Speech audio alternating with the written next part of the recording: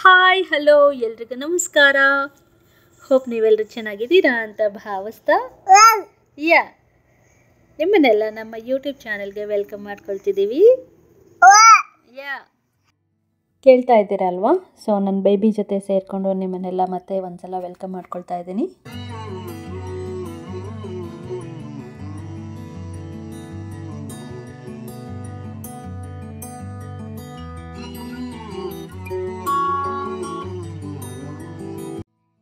ಈಗ ನಾವು ನೋಡ್ತಾ ಇರೋಂಥ ಜಾಗದ ಹೆಸರು ಲೂರೆ ಕೇವನ್ಸ್ ಅಂತ. ಇದು ವಾಷಿಂಗ್ಟನ್ DC-ಯಿಂದ ಒಂದು 95 ಮೈಲ್ಸ್ ಆಗುತ್ತೆ, ಅಂದರೆ ಅಪ್ರಾಕ್ಸಿಮೇಟ್ಲಿ 153 ಕಿಲೋಮೀಟರ್ಸ್. ಹಾಗೆ ನಾವೇನಾದರೂ ಕಾರಲ್ಲಿ ಡ್ರೈವ್ ಮಾಡೋದಾದರೆ 1 hour 45 minutes ಹಂಗಾಗುತ್ತೆ. ಇಲ್ಲಿ ಟ್ರೈನ್ ಫೆಸಿಲಿಟೀಸ್ ಅಷ್ಟೊಂದಿಲ್ಲ ಈ ಜಾಗಕ್ಕೆ DC-ಯಿಂದ. ಬಟ್ ಈ ಪ್ಲೇಸ್ ಇರೋದು ವರ್ಜಿನಿಯಾ ಅನ್ನೋ ಒಂದು ಸ್ಟೇಟು. DC ಮತ್ತು ವರ್ಜಿನಿಯಾ, ಮೇರಿಲ್ಯಾಂಡ್ ಇದೆಲ್ಲ ಒಂಥರ ಹಬ್ ಏರಿಯಾ ಅಂತ ಹೇಳ್ಬೋದು. ತುಂಬ ಹತ್ತಿರದಲ್ಲೇ ಇದೆ ಇದು 3 ಸ್ಟೇಟ್ಸು. ಸೊ ಯಾರಾದರೂ ಈ 3 ಸ್ಟೇಟಲ್ಲಿ ಇರ್ಬೋದು, ಅಥವಾ ಬೇರೆ ಕಡೆಯಿಂದ ವಾಷಿಂಗ್ಟನ್ DC, ವರ್ಜಿನಿಯಾ ಅಂತ ಏನಾದರೂ ನೋಡೋಕ್ಕೆ ಬಂದಿದ್ದರೆ ನೀವು ಈ ಲೂರೆ ಕೇವನ್ಸ್ ಅನ್ನೋ ಪ್ಲೇಸ್ ಕೂಡ ಕವರ್ ಮಾಡ್ಬೋದು. ಒಂದು 2 hours ಹಂಗಾಗುತ್ತೆ ಅಷ್ಟೇ. ಮಧ್ಯದಲ್ಲಿ ಬ್ರೇಕ್ ತೊಗೊಂಡು ಕೂಡ ಬರ್ಬೋದು ನೀವು ಕಾರ್ ಡ್ರೈವ್ ಮಾಡ್ಕೊಂಡು ಬರ್ತಾ ಇದ್ದರೆ.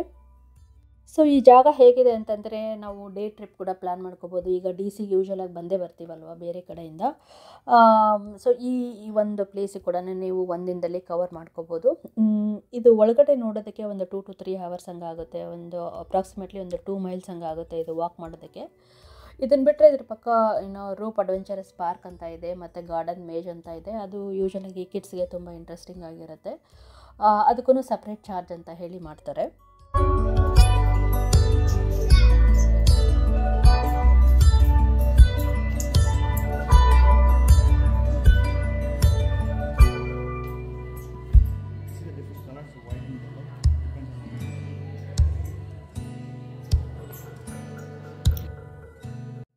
ಸೊ ಈ ಗುಹೆ ಎಷ್ಟು ಹಳೆಯದು ಅಂತ ಹೇಳೋದಾದರೆ ಆಲ್ಮೋಸ್ಟ್ 400 million years ago ಇದು ಸ್ವಾಭಾವಿಕವಾಗಿ ಬಿಲ್ಡ್ ಆಗಿರೋದು.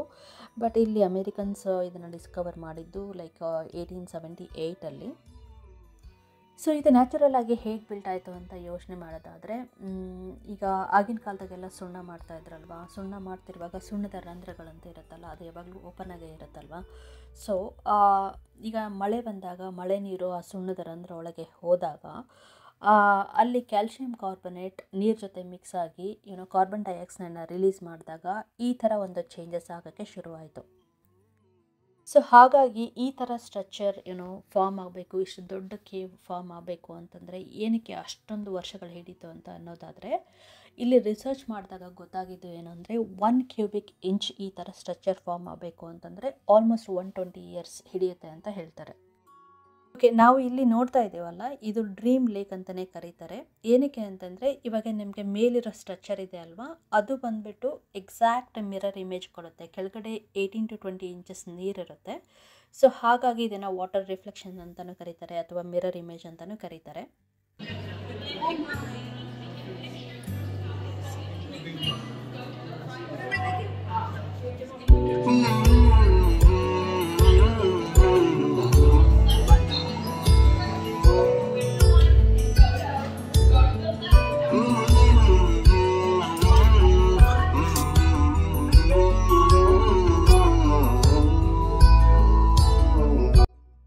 ಇವಾಗ ನಾವೇನಾದರೂ ಫ್ಯಾಮಿಲಿ ಜೊತೆ ಬಂದರೆ, ಅಥವಾ ಕಿಡ್ಸ್ ಇರ್ಬೋದು, ಕಿಡ್ಸ್ ಏನಾದರೂ ತುಂಬ ಚಿಕ್ಕವರಿದ್ದರೆ, ಬೇಬೀಸ್ ಅಥವಾ ಟಾಡ್ಲರ್ಸ್ ಇದ್ದರೆ, ನಮಗೆ ಸ್ಟ್ರಾಲರ್ಸ್ ತೊಗೊಂಡು ಹೋಗಬೇಕು ಅಂತಂದರೆ ಕೂಡ ಅಲೋ ಮಾಡ್ತಾರೆ. ಕೆಲವೊಂದು ಕಡೆ ಅಲೋ ಮಾಡಲ್ಲ, ಬಟ್ ಇಲ್ಲಿ ತುಂಬಾ ವಾಕ್ ಮಾಡೋದಿರುತ್ತಲ್ವ. ಸೊ ಹಾಗಾಗಿ ಬೇಬಿ ಕ್ಯಾರಿಯರ್ ತೊಗೊಂಡು ಹೋಗ್ಬೋದು, ಅಥವಾ ಸ್ಟ್ರಾಲರ್ಸ್ ಕೂಡ ಕ್ಯಾರಿ ಮಾಡ್ಬೋದು. ಹಾಗೆ ಒಳಗಡೆಗೆ ಟೆಂಪ್ರೇಚರು ತುಂಬ ಕಮ್ಮಿ ಇರುತ್ತೆ, ಅಂದರೆ 12 degrees Celsius, ಅಂದರೆ ಆಲ್ಮೋಸ್ಟ್ 54 Fahrenheit ಹಾಗಿರುತ್ತೆ. ಇದು ಕೇವ್ಸ್ ಅಂದರೆ ಸ್ವಲ್ಪ ಕೆಳಗಡೆನೇ ಇರುತ್ತಲ್ವ. ಸೊ ಹಾಗಾಗಿ ಟೆಂಪ್ರೇಚರ್ ತುಂಬಾ ಕೂಲ್ ಇರುತ್ತೆ. ಸೊ ಸ್ವೆಟ್ಟಿಂಗ್ ಅನಿಸಲ್ಲ. ನಾವೇನಾದರೂ ಸಮ್ಮರ್ ಟೈಮಲ್ಲಿ ಹೋಗೋದಿದ್ರೂ ಕೂಡ ತುಂಬಾ ಫ್ಯಾಮಿಲಿ ಟೈಮ್ನ ನಾವು ಇಲ್ಲಿ ಚೆನ್ನಾಗಿ ಸ್ಪೆಂಡ್ ಮಾಡ್ಬೋದು. ಸೊ ಮಕ್ಕಳ ಜೊತೆ ಹೋಗ್ತೀವಿ ಅಂತಂದರೆ ಅವ್ರಿಗೆ ಏನಾದರೂ ಸ್ನ್ಯಾಕ್ಸ್ ಕ್ಯಾರಿ ಮಾಡಲೇಬೇಕು. ಸೊ ಹಾಗಾಗಿ ಅದನ್ನು ಕೂಡ ಅಲೋ ಮಾಡ್ತಾರೆ. ಒಳಗಡೆನೇ ಅಲ್ಲಲ್ಲೇ ಥ್ರ್ಯಾಶ್ ಕ್ಯಾನ್ಸ್ ಕೂಡ ಇಟ್ಟಿದ್ದಾರೆ. ನಾವು ನೀಟಾಗಿ ಏನಾದರೂ ತಿನ್ನೋದಿದ್ರೂ ಕೂಡ ತಿಂದು ನಮ್ಮದು ಏನು ಥ್ರ್ಯಾಶ್ ಮಾಡೋದಿರುತ್ತಲ್ವ ಅದನ್ನೆಲ್ಲ ಕ್ಯಾನ್ಸಲ್ಲಿ ಹಾಕ್ಬೋದು.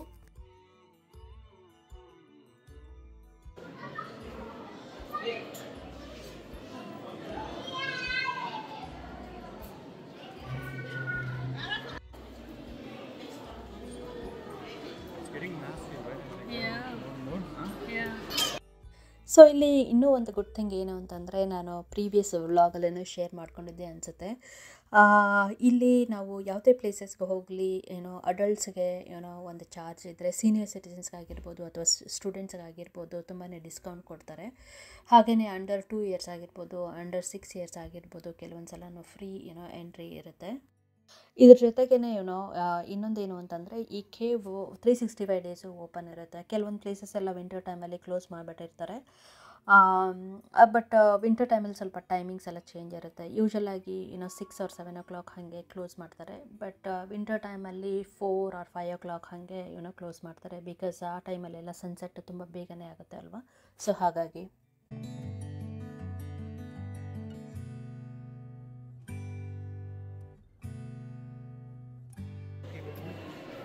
James Paul.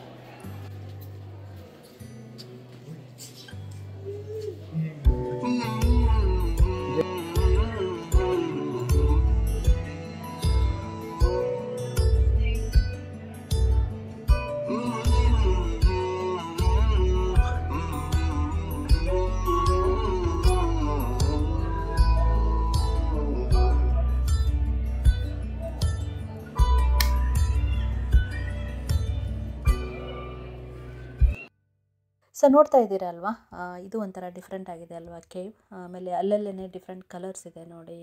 ಗೋಲ್ಡ್ ಕಲರ್ ಇದೆ, ಸ್ವಲ್ಪ ಯೆಲ್ಲೋ ಇದೆ, ಹಾಗೆ ಸ್ವಲ್ಪ ಬ್ಲ್ಯಾಕ್ ಇದೆ.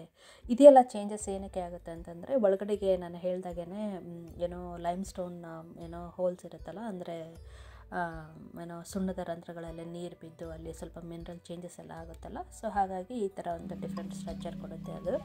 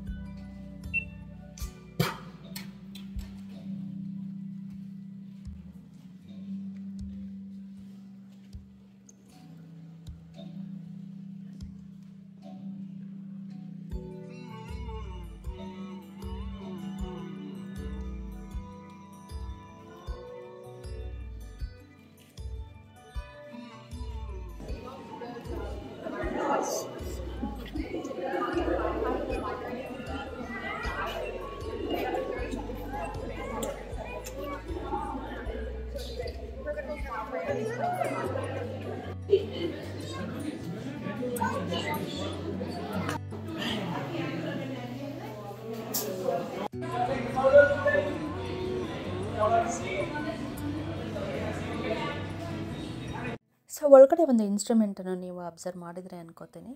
ಅದು ವರ್ಲ್ಡ್ಸ್ ಲಾರ್ಜೆಸ್ಟ್ ಮ್ಯೂಸಿಕಲ್ ಇನ್ಸ್ಟ್ರೂಮೆಂಟ್ ಅಂತಲೇ ಹೇಳ್ತಾರೆ. ಅದು ಗಿನ್ನಿಸ್ ವರ್ಲ್ಡ್ ರೆಕಾರ್ಡಲ್ಲಿ ಕೂಡ ಇದು ಮೆನ್ಷನ್ ಮಾಡಿದ್ದಾರೆ. ಹೇಗನ್ನಿಸ್ತು? ನಿಮಗೆ ಇಷ್ಟ ಆಯಿತು ಅಂತ ಅಂದ್ಕೊಳ್ತೀನಿ ನಾವು ತುಂಬ ವರ್ಷಗಳ ಆದಮೇಲೆ ಮತ್ತೆ ಬಂದಿದ್ವಿ. ನಮಗೂ ತುಂಬಾ ಇಷ್ಟ ಆಯಿತು. ಯಾರೆಲ್ಲ ಹೊಸದಾಗಿ ನನ್ನ ಚಾನಲ್ನ ವಿಸಿಟ್ ಮಾಡಿದ್ದೀರೋ ಮತ್ತು ಹಾಗೆ ಹೊಸದಾಗಿ ನೋಡ್ತಾ ಇದ್ದೀರೋ, ಪ್ಲೀಸ್ ಸಬ್ಸ್ಕ್ರೈಬ್ ಮಾಡ್ಕೊಳ್ಳಿ.